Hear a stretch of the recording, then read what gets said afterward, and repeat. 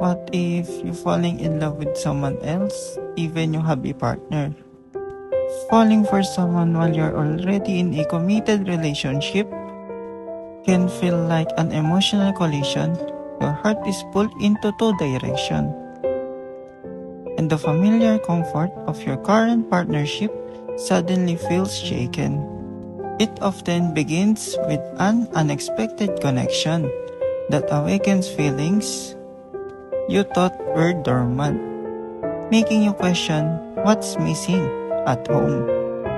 You might rationalize the new attraction as a sign of unmet needs, a desire for novelty, or simply a reminder that you're still capable of deep affection.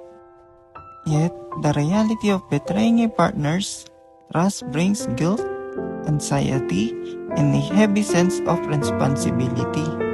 You're forced to weigh the intensity of the new sparks against the history, shared memories, and promises you already made.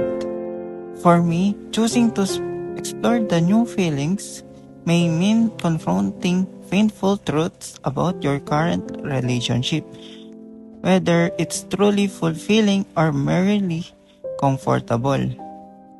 But that's your decision. And what's yours?